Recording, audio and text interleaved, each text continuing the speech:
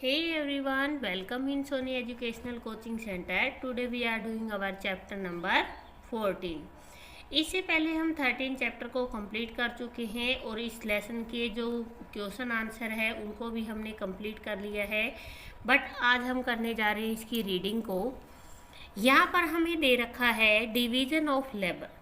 Labour का मतलब होता है जो हमारी मेहनत होती है, जो श्रम होता है, और डिवीजन मैंने होता है विभाजन। तो श्रम का विभाजन जैसा कि आपको नाम से ही पता लग रहा है लेसन का, आधी चीज़ें तो हमें लेसन के नेम से पता लगती है कि यहाँ पर सारी चीज़ें जो हो रही है वो काम से रिलेटेड है। सबसे पहले हमें यह दे रखा है division of labour is a very essential thing in this complex society. Complex society होता है जटिल समाज।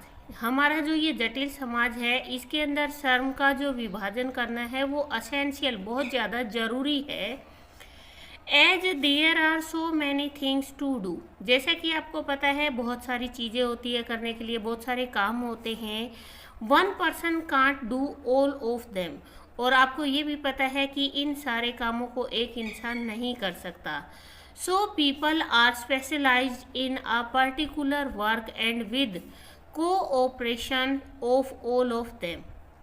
इसीलिए जो लोग होते हैं स्पेशलाइज होते हैं, विशेषज्ञ होते हैं, वो अपना विशेष काम करने के लिए और एक दूसरे को सहयोग करने के लिए the desire result are obtained, किस लिए एक दूसरे को हेल्प करते हैं ताकि जो हमें काम करने के लिए रिजल्ट चाहिए वो हमें अच्छे से मिल सके।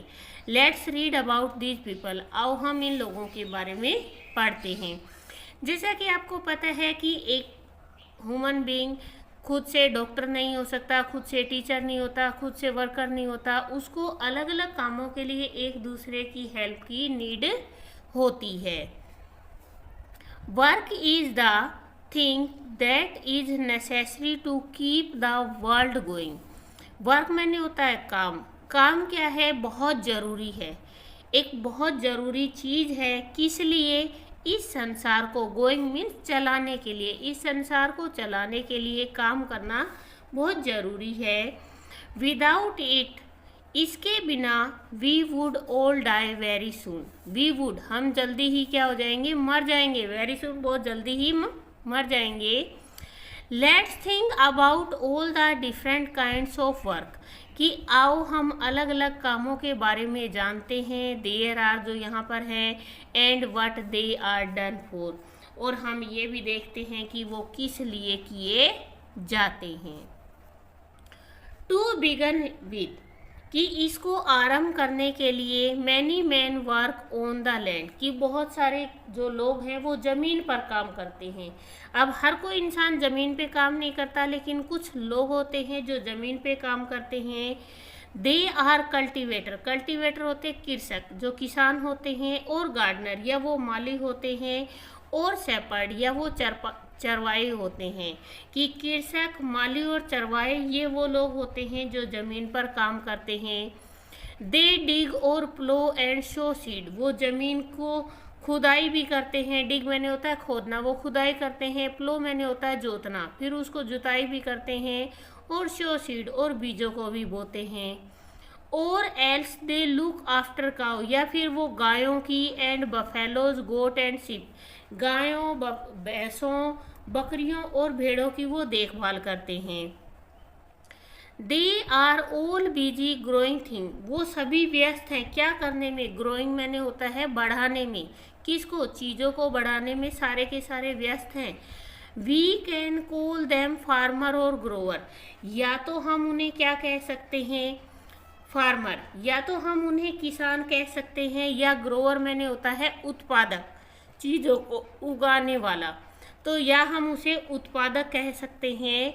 Without them there would be no wheat to make into flour, उनके बिना ना तो गेहूं होगी, ना गेहूं होगी तो आटा नहीं बनेगा। Without them there would be no way to feed our cattle, और उनके बिना हमारे कैटल मीन्स जो पशु है, मवेशी है, उनको खिलाने का कोई नो वे, कोई तरीका ही नहीं होगा। There would be no dal and rice ना हमारे लिए दाल होगी, ना चावल होंगे, no bajra, no jowar, no vegetable. ना बाजरा होगा, ना ज्वार होगी, ना सब्जियां होंगी, नो टी, नो मिल्क और घी, ना दूध, ना चाय, ना घी, और no cotton for our cloth. और ना ही क्या होंगी हमारे पास कॉटन होंगी जिससे कि हम क्या कर सके, कपड़े बना सके। तो इट मीन्स ये वो ज़रूरी लोग हैं जिनके बिना हमारा काम नहीं चल सकता। Farmers grow crops. अब जो किसान होते हैं वो क्या करते हैं, फसलें उगाते हैं। बट कैन वी से, परंतु क्या हम कह सकते हैं दैट फार्मर्स ग्रो एनिमल, कि किसान जैसे फसल उगाते हैं उसी तरीके से पशुओं को उगाते हैं। इट इज ट्रू, ये सच है, that farmer don't grow animal, कि जो किसान होते हैं वो पशुओं को उत्पादक नहीं करते। The way they grow crops, जिस तरीके से वो फसलों को उगाते हैं वैसे वो पशुओं को नहीं उगाते। But they help animal to grow in the same way, लेकिन वे पशुओं की हेल्प करते हैं, एनिमल्स की हेल्प करते हैं उनको बढ़ने में।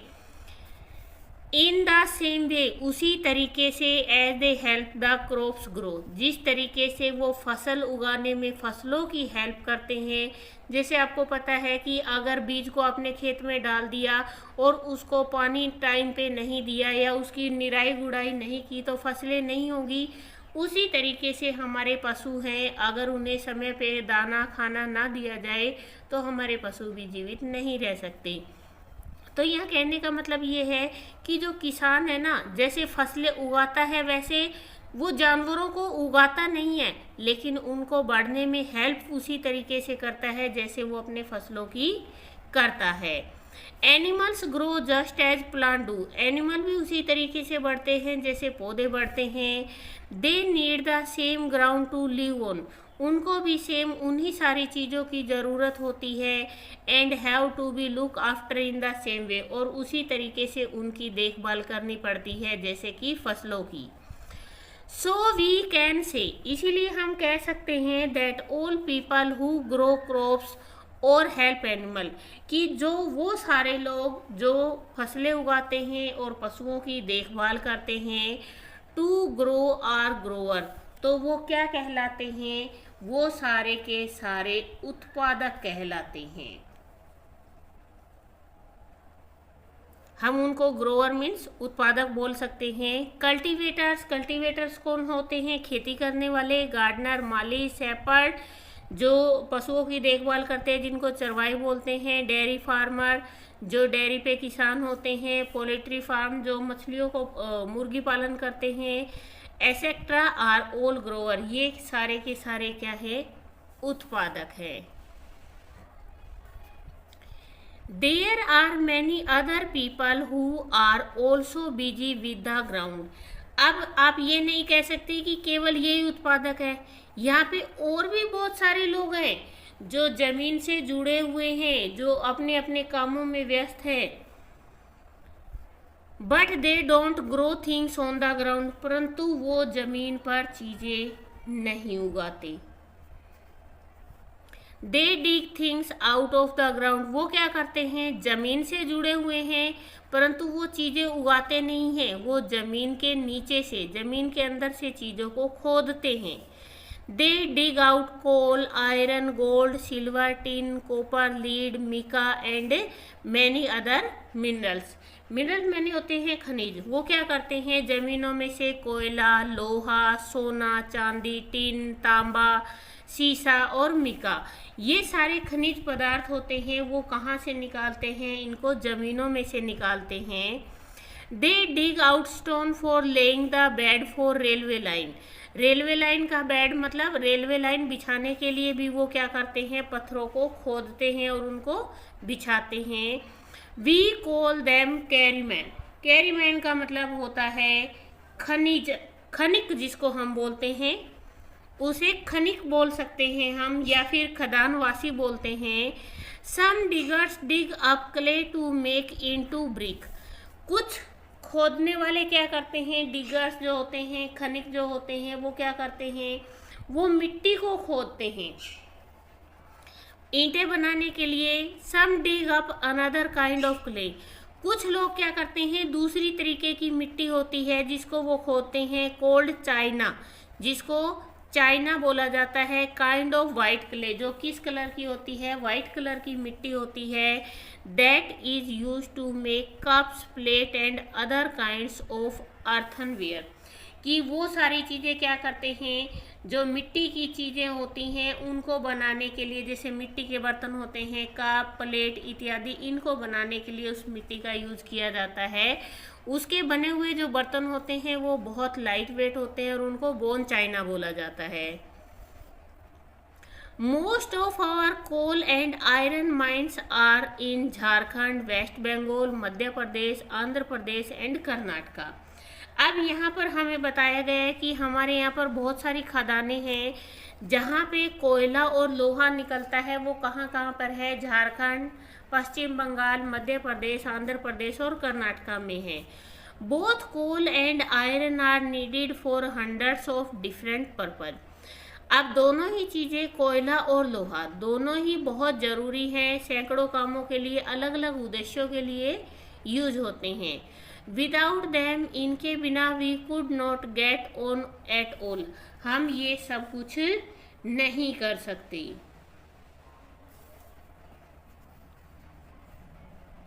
Most of our machines are made of iron and steel. आपको पता है कि हमारी बहुत सारी मशीनें हैं जो लोहे और स्टील से बनी हुई है, क्योंकि अगर लोहा और कोयला, ये जो खनिज पदार्थ है, ये नहीं होंगे तो इनके बिना कुछ भी काम नहीं हो सकता।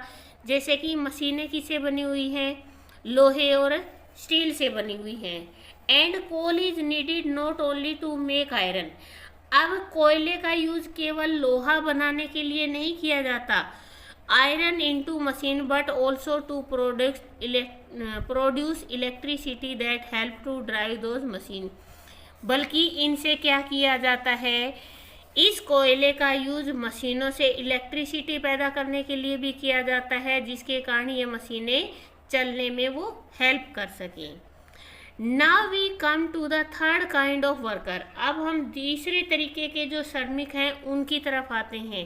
पहले कौन थे, जो जमीन पे काम करने वाले थे। दूसरे कौन थे, जो जमीन के नीचे काम करने वाले थे। अब तीसरे तरीके के श्रमिक आते हैं, दोज हु मेक थिंग्स, जो क्या करते हैं, चीज़ें बनाते हैं।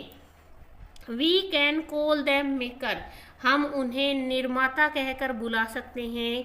We have put them in third place, हम इन्हें तीसरे स्थान पर रखते हैं। Because they can't do their work, क्योंकि वो अपना कोई भी काम नहीं कर सकते। Until the first two grower and digger have done their, कि पहले वाले जो पैदा करने वाले हैं और खोदने वाले हैं, अगर ये दोनों अपना काम नहीं करेंगे तो इनके बिना इस तीसरे का काम संभव नहीं है। Things must either be grown और डग, या तो चीज़ों को क्या किया जा सकता है, उगाया जा सकता है, या उनको खोदा जा सकता है। Before anything can be made out of them, before anything, कुछ भी करने से पहले, be made out of them, उनसे कुछ भी बनाने से पहले, इन दोनों का मतलब इन जो तीसरे तरीके का श्रमिक है, इनका जो काम है वो बहुत ज़रूरी है। क्यों ज़रूरी है, क्योंकि इनके बिना किसी भी तरीके का कोई काम नहीं हो सकता। You can make anything out of nothing, तुम उनमें से कुछ भी नहीं बना सकते। Everything that is made has to be made either of things that have been grown, कि सारी चीज़ें किन से बनती हैं, उन चीज़ों से बनती है या तो उनको उगाया गया हो, और if that have been dug up, या उनको जमीन से खोदा गया हो। They may also be made from leather और वूल, वे क्या कर सकते हैं, लेदर, चमड़ा या ऊन बना सकते हैं। वी गेट फ्रॉम एनिमल, जो हमें किससे मिलती हैं, एनिमल्स, जानवरों से मिलती हैं। दस the third kind of worker, इसी प्रकार से जो तीसरे वर्कर है, वी कॉल मेकर्स, हम उनको निर्माता कहते हैं। Need the first two kind to supply, उनको किसकी ज़रूरत होती है? जो पहले दो थे उनको ही, जब तक वो चीज़ों की सप्लाई नहीं करेंगे, kind to supply them the material for making things, कि किसी भी चीज़ को बनाने के लिए अगर वो सामान की सप्लाई नहीं करेंगे तो ये तीसरे तरीके का जो वर्कर है वो काम नहीं कर पाएगा, क्योंकि हमारे जो काम होते हैं वो एक दूसरे पे निर्भर होते हैं। नाउ अब we come to the fourth kind of worker. अब हम आते हैं चौथे प्रकार के श्रमिक पे। They are just as useful and necessary. वे हमारे लिए यूजफुल हैं, लाभदायक हैं और नेसेसरी, वो हमारे लिए ज़रूरी भी है, एज द अदर थ्री, जैसे कि ऊपर वाले तीनों हैं उन तीनों की तरह ये चौथे प्रकार का जो वर्कर है ये भी हमारे लिए बहुत ज़रूरी है। Things that you want to eat और वियर, चीज़ें जो तुम खाते हो, पहनते हो और use won't come to you by themselves, वो तुम्हारे पास अपने आप से चलकर नहीं आती हैं, ना ही वो तुम्हारे पास चलकर आएंगी। It would be very awkward if you had to fetch them all yourself, और ना ही ऐसा है कि इतना अजीब होगा कि आप उन सारी चीज़ों को अपने पास ला सको, आप नहीं ला सकते उनको। Things have to be brought from the place where they are made और ग्रोन और डग अप, चीज़ें कहाँ से आती हैं? उस स्थान से लाई जाती हैं जहाँ पर उनको या तो उगाया जाता है या उनको खोदा जाता है। To the place where they are wanted, उस जगह से जहाँ पर इनकी ज़रूरत है। So a great many men are occupied in moving things, और इसी प्रकार से बहुत सारे जो लोग हैं वो इन चीज़ों को घुमाते हैं। मतलब अगर हमें खाने की ज़रूरत है तो हम क्या खुद खेत में जाके फसल उगा के गेहूँ काट के नहीं लाएंगे।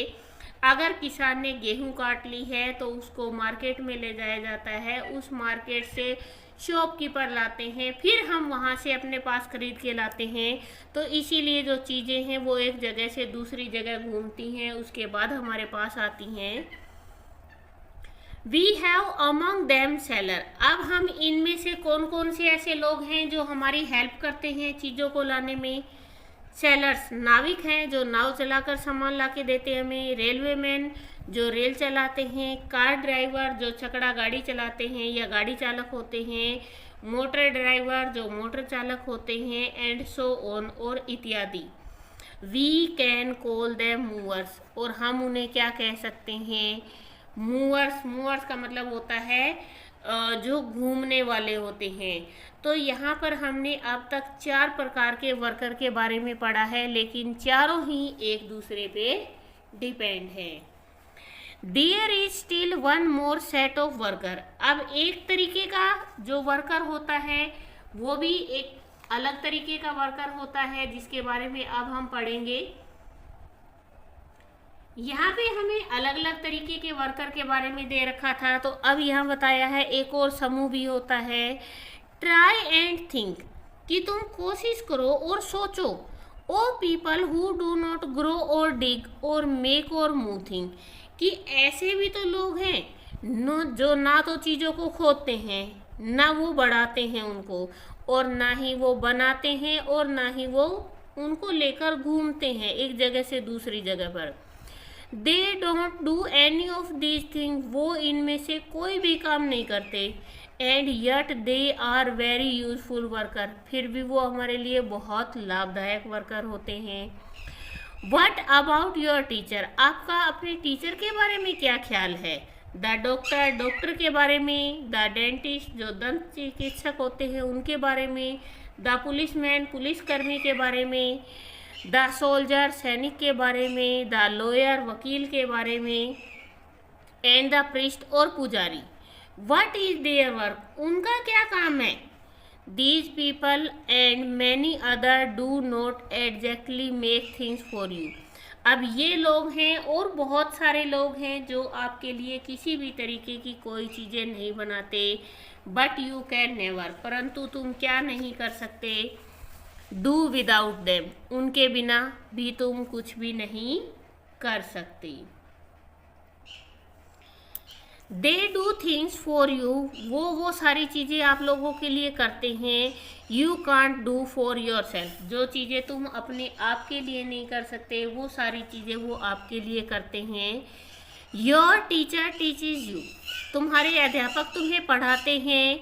The doctor cures you, doctor तुम्हारी देखभाल करता है, तुम्हारा इलाज करता है। The dentist look after your teeth, जो डेंटिस्ट होते हैं, दंत चिकित्सक होते हैं, वो तुम्हारे दांत देखते हैं।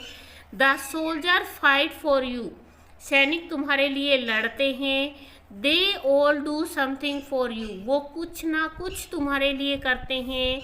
That you want to be done, जिससे कि वो तुम want to be done but can't do for yourself, कि वो जो करना चाहते हैं वो तुम्हारे लिए कर सकते हैं, वो चीज़ें जो आप अपने लिए नहीं कर सकते। So we have a fifth set of worker in addition to the first four. अब हमारे पास 4 के अलावा जो 5वां वर्कर का समूह है, फिफ्थ सेट आ गया, 5वें वर्कर का समूह आ गया जो इन चारों के साथ है। It is not easy to choose a simple name for this set of worker, और इस तरीके के वर्कर के लिए हम किसी भी तरीके का नाम नहीं चुन सकते, क्योंकि ये आसान नहीं है, कोई साधारण बात नहीं है ये। You can perhaps call them helper, तुम केवल उन्हें सहायक के तौर पे बुला सकते हो। Clearly they are different from the other 4 kind, साफ तौर पे आपको बता दिया जाता है, स्पष्ट ये है कि ये जो चारों से बिल्कुल अलग है। They don't supply you anything, तुम्हें किसी भी चीज़ की ज़रूरत है वो तुम्हें सप्लाई नहीं करेंगे। दैट यू नीड, जिसकी तुम्हें ज़रूरत है। दे simply give you the help that you need, वो तुम्हें वो सहायता देंगे जिसकी तुम्हें ज़रूरत है। One could say they give you their service but a service is much the same thing as help, कि हम एक ही बात कह सकते हैं कि वो अपनी सेवाएं देंगे और उनकी सेवाओं को एक हद तक केवल मदद कहा जा सकता है, सहायता कहा जा सकता है। So the best name for this set of worker is helper, और इस तरीके के काम करने वाले के लिए एक ही नाम है और वो है सहायक। You see that every worker goes into one or other of these 5 set। अब आप लोगों ने देखा होगा कि सारे के सारे जो लोग हैं इन 5 के अंदर, ये 5 जो सेट हमने बनाए हैं वर्कर के, इन 5 के अंदर कहीं ना कहीं शामिल हो गए। समटाइम्स, कई बार, it may not be easy to see just where to place a worker, कई बार क्या होता है हमारे लिए ये कहना आसान नहीं होता कि इनमें से एक वर्कर का। Sometime it may not be easy to see what just where to place a worker, कि कई बार क्या होता है it may to be easy, ये आसान नहीं होता हमारे लिए कि where to place a worker, कि इस वर्कर को किस जगह पर रखा जाए, इस कर्मचारी को कौन से स्थान पे रखा जाए। फॉर इंस्टेंस, उदाहरण के लिए मैं आपको बताती हूँ। व्हाट अबाउट शॉपकीपर, कि आप दुकानदार के बारे में क्या कहोगे। Which set shall you put them in, तुम उसे कौन से सेट के अंदर रखोगे, कि हमने जो वर्कर के अलग अलग सेट देखे हैं इनमें से ऐसा कौन सा सेट है जिसके अंदर तुम दुकानदार को रखोगे। We think the best place to put them is among the mover, अगर हम हमारी तरफ से देखें तो हमें जो सबसे अच्छा प्लेस लगता है वो क्या है, मूवर्स, जो घूमने वाला है वो। इट इज़ ट्रू, ये सच है, that they don't move the thing, कि वो चीज़ों को नहीं घुमाते। They sell from very far, जो चीज़ें वो बहुत दूर से लेके आते हैं, जो चीज़ें हमें बहुत दूर से जो हमें बेचते हैं वो चीज़ें वो ज़्यादा दूर से नहीं लाते, ये बात सच है। They just hand them to you over the counter, लेकिन वो चीज़ें तुम्हें कहाँ दे देते हैं, अपने काउंटर पर ही, अपनी दुकान पर ही वो चीज़ें तुम्हें सौंप देते हैं। Things are brought to their shop by ships और ट्रेन्स और कार्ट, अब उनकी दुकानों में जो सामान आता है वो कहाँ से आता है? या तो वो जहाज से आता है, रेलगाड़ियों से आता है, या फिर ट्रेन से, या फिर गाड़ी से आता है। They put the things you want in your hand, वे वो सारी चीज़ें तुम्हारे हाथ में देते हैं जिनकी तुम्हें ज़रूरत होती है। दस इस प्रकार they are the end point of the long journey, इसीलिए वो क्या है? लंबी यात्रा का अंतिम बिंदु है। Many of things have made, जो सारी चीज़ें बनी हुई हैं उन सारी चीज़ों में तुम तक पहुंचाने का जो काम करते हैं वो उस लंबी यात्रा का क्या है? अंतिम बिंदु है। Look around the room you are in, अब तुम उस कमरे में देखो, जिस कमरे में तुम बैठे हो उसके चारों तरफ देखो। Think of all the different kind of worker that have been needed to make it, कि आपको किसके बारे में सोचना है? उन वर्कर के बारे में सोचना है जिन्होंने इसको बनाया है। इसको बनाने के लिए किन किन लोगों की हमें ज़रूरत थी? First there are the walls, सबसे पहले तो उन दीवारों को देखो। If they are made of bricks, अगर वो किससे बनी हुई है? ईंटों से बनी हुई है। आ डिगर, एक खोदने वाला था। Had to dig up the clay, जिसने मिट्टी को खोदा। अब आप अपने पास बैठकर ही सोच सकते हो कि कौन सी चीज़ें कहाँ तक चलती है, किस तरीके से चलती हैं और उनको काम करने में कौन कौन हेल्प करता है। तो हमने हमारे कमरे से शुरुआत की। कमरे की दीवारें ईंटों से बनी, तो ईंटों को तो सबसे पहले क्या किया गया? मिट्टी को खोदा गया, क्ले को उसको खोदा गया। Then a maker made the clay into bricks, इसके बाद जो मेकर था, बनाने वाला था, निर्माता था, उसने क्या किया? इन ईंटों को, जो क्ले थी उसको ईंटों में कन्वर्ट कर दिया। A mover had to move the brick from the place, अब एक ईंट लाने वाले ने, मूवर्स ने, घूमने वाले ने उन ईंटों को उस जगह से लाया वेयर दे आर मेड, जहाँ पर वो बनी थी। और कहाँ लाया? टू द प्लेस, उस जगह पर where the builder wanted them, जहाँ पर बिल्डिंग बनाने वाला चाहता था। अब आपको पता होगा आपके घर में तो ब्रिक्स बनती नहीं है। सबसे पहले उनको ब्रिक्स को बनाया है, उनको भट्टे में पकाया है, उसके बाद आपके घर तक आने के लिए कितने लोगों ने उसमें काम किया है। Think of all the other worker who made the furniture, फिर उन सारे वर्कर के बारे में सोचो जिन्होंने फर्नीचर बनाया है। द डोर एंड विंडो, जहाँ जिसने खिड़कियाँ और दरवाजे बनाए। द पिक्चर्स, वो तस्वीरें। The utensils and many other things in your house, तुम्हारे घर में अटेंसिल्स लगाई हैं और बहुत सारी चीज़ें हैं जिनको लोगों ने काम किया है। Think of all the engine driver, carter, sailor and other who help the bring this thing to your house, अब तुम उन सारे लोगों के बारे में सोचो जो इंजन ड्राइवर हैं, कार्टर हैं जो सामान उठा के लाने वाले हैं, सेलर जो नाविक हैं, और दूसरे लोग हैं जिन्होंने उन सारे सामान को आपके घर तक पहुंचाने में हेल्प की। Then you will see how many different kind of worker are there, तब आपको पता लगेगा कि वहाँ पर कितने प्रकार के अलग अलग तरीके के वर्कर होते हैं। They are all busy in helping to provide the things you want, और वो सारे के सारे व्यस्त हैं किसमें? आप लोगों की हेल्प करने में, जिस चीज़ की आपको ज़रूरत है। Now why are there are so many different kind of worker, कि अब क्या है कि देखो कितने अलग अलग तरीके के वर्कर हैं। Why doesn't every man himself make the things he want, हर एक आदमी ऐसा क्यों नहीं होता कि वो अपना काम स्वयं ही कर ले।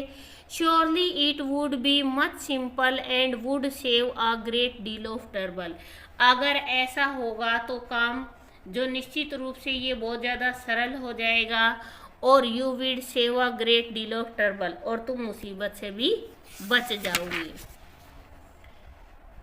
हंड्रेड्स ऑफ ईयर एगो, हजारों साल पहले, हजारों साल पहले, दैट वो जस्ट वट एवरीबडी डिड, कि यहाँ पर बहुत साल पहले ऐसा ही होता था कि हर कोई अपने लिए काम करता था। Each man built his own house, हर आदमी अपना घर खुद बनाता था। And grew his own food, अपना खुद के लिए भोजन तैयार करता था। He himself made all the clothes he needed, और वो सारे कपड़े भी वो खुद बनाता था जिसकी उसे ज़रूरत थी। But very soon man found, परंतु जल्दी ही आदमी को पता लग गया that is was much better to divide the work among themselves, कि अगर इस काम को लोगों के बीच में बांट दिया जाए तो बहुत अच्छा होगा। दस one of them built the house, इस प्रकार किसी ने घर बनाना शुरू किया। अनदर ग्रू द फोल्ड, किसी ने खाना उगाना शुरू किया। अनदर मेड द क्लोथ, किसी ने कपड़े बनाए। एंड सो ऑन, और इस प्रकार से, मतलब पहले एक ही मनुष्य, जैसे जब हमारी संस्कृति का जन्म हुआ था, जब आदि मानव था, तो वो सारे काम खुद करता था। बट धीरे धीरे धीरे धीरे क्या हुआ, सबने अपने अपने काम बांट लिए कि एक अकेला सारे काम नहीं कर सकता। यू कैन ईजिली सी, तुम आसानी से इसको देख सकते हो। This was a better plan, ये बहुत अच्छी योजना थी। By always doing the same kind of work, you can do it for more quickly and easily. अगर तुम एक तरीके का काम करते हो तो वो काम तुम्हारे लिए क्या हो जाता है, बहुत ही आसान हो जाता है और तुम जल्दी जल्दी उसे करने लग जाते हो। Practice makes a man perfect, और ये क्या है, एक प्रोवर्ब भी है और हमारी लाइफ के लिए भी है कि किसी भी काम में अगर हम मेहनत से करते हैं, जितनी हम उसकी प्रैक्टिस करते हैं, वो काम हमारे लिए उतना ही ज़्यादा अच्छा हो जाता है। So nowadays all work is divided up as much as possible, इसीलिए आज के समय में जो सारे काम हैं वो बटे हुए हैं और वो सारे काम यथासंभव अलग अलग हैं। नॉट वेरी लॉन्ग एगो, बहुत समय पहले की बात, even such a tiny thing as a pin, कि ये ज़्यादा लंबे समय की बात नहीं है। जैसे कि आपने एक छोटी सी पिन देखी है। As a pin was not made by one man, कि वो एक पिन भी एक मनुष्य के द्वारा नहीं बनाई जाती। It was made by a dozen man, इसमें कम से कम दर्जनों लोग काम करते हैं, और इवन मोर, या फिर इससे भी ज़्यादा। Every man did his particular bit of the work, और हर एक आदमी अपने हिस्से का, एक छोटे से हिस्से का अपना काम करता है। One straighten out the wire, सबसे पहले वायर को सीधा किया जाता है। Another cut it into length, इसके बाद दूसरा उसको लेंथ में, लंबाई के अकॉर्डिंग उस वायर को काटता है कि मुझे पिन इतनी ही बनानी है। The other sharpen the point, अब उनमें से तीसरा जो होता है, जो ऑल पिन हम बनाते हैं, पिन होती है उसको आगे से बहुत पैनी होती है, उसको तीखा पॉइंट बनाया जाता है। एंड सो फोर्थ, और इस तरीके से। तो जैसा कि आपने एक खाली छोटी सी पिन का एग्जांपल देखा है, इसी तरीके से जो कंपनियां होती हैं उनके अंदर, जैसे आपने बाइक्स देखी हैं, बाइक में बहुत सारे अलग अलग पुर्जे होते हैं, तो अलग अलग जगह पे सब चीज़ों के अलग अलग पुर्जे बनाए जाते हैं और फिर उनको एक जगह असेंबल किया जाता है।